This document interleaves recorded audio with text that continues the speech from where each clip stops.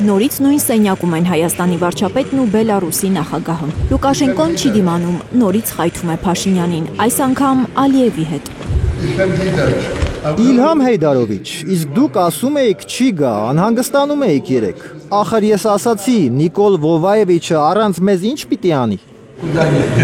Ոնց չեմ գա, ուր չեմ գա։ Հետո Փաշինյանը, Ալիևը, Լուկաշենկոն միասին զրուցելով քայլում են միջանցքում։ Կարծես Փաշինյանը չէր Լուկաշենկոին ասել, որ ոչ ինքը, ոչ էլ որևէ հայ պաշտոնյա չի գնա Բելարուս, քանի դեռ այդ երկրի նախագահը Լուկաշենկոն է։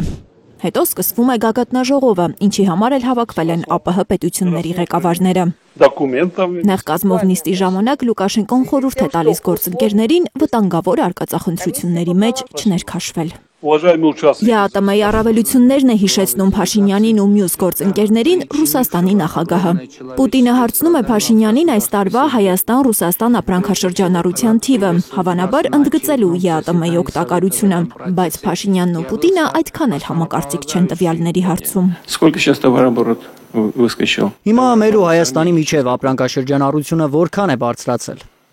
Այս տարի արդեն 4 միլիարդ դոլար է։ 4 միլիարդ է։ Нет, больше. Ոչ, շատ ավելին է։ Да. Больше. В прошлом году было... Նախորդ տարվան էր մոտ 9 միլիարդ։ Больше. Ոչ, շատ ավելին է։ Այս տարի ավելի շատ կլինի։ Ակնհայտ է դա, բայց կարևոր չէ։ Но не важно. Ավելի ուշ Հայաստանի էկոնոմիկայի նախարարն է պաշտպանել վարչապետին Facebook-ում։ Նա տեղադրել է վիճակագրության կոմիտեի հրապարակած թվերն ու գրել, որ Փաշինյանը ճիշտ է, Պուտինը սխալ։ ԱՊՀ ղեկավարների գագաթնաժողովին Փաշինյանն առիթը չի կորցրել գովելու օգոստոսի 8-ին Վաշինգտոնում ստորագրված փաստաթղթերը։ Նա Թրամփի ուղին ներկայացրել է ԱՊՀ երկրների շահերից ու ասել, որ այդ ճանապարհը նոր հնարավորություններ է բացում ԱՊՀ երկրների համար։ Այս նախագիծը Հայաստանին հնարավորություն է ընձեռում երկաթուղային եւ այլ տրանսպորտային հաղորդակցություններ ունենալ ԱՊՀ անդամ պետություն Ադրբեջանի եւ ԱՊՀ այլ երկրների հետ։ Սա էական փոփոխություն է, որը անկասկած կնպաստի ԱՊՀ երկրների տնտեսական կապերի ամրապնդմանը եւ կազմակերպության արդյունավետության բարձրացմանը։ Հայաստանի վարչապետի ելույթի մեծ մասը հայ-ադրբեջանական հարաբերությունների, այսպես կոչված խաղաղության մասին էր, որի համար ըստ Փաշինյանի հիմնարար փաստաթուղթ է Ալմա-Աթայի հռչակագիրը։ Ադրբեջանի նախագահը Փաշինյանի պես փափուկ խոսքեր չի շռայլել։ Նա իր ելույթում Հայաստանին եւս մեկ անգամ մեղադրել է Լեռնային Ղարաբաղը իբրև օկուպացնելու համար։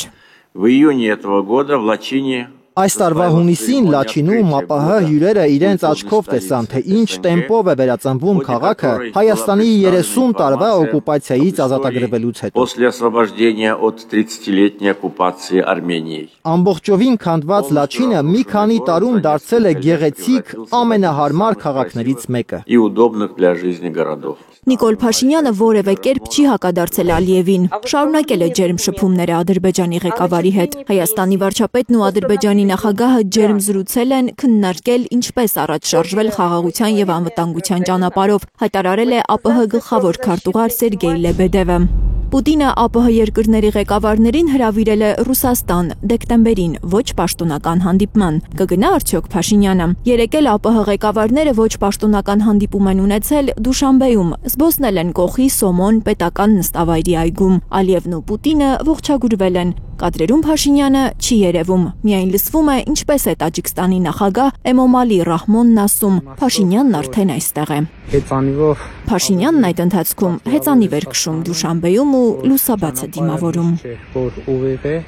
Լիլիթ Գասպարյան, Նորայր Հակոբյան, Հայլուր։ Հաջորդում է վայրեջք եւ ցանկացած վայրեջքի հաջորդում է վերելք։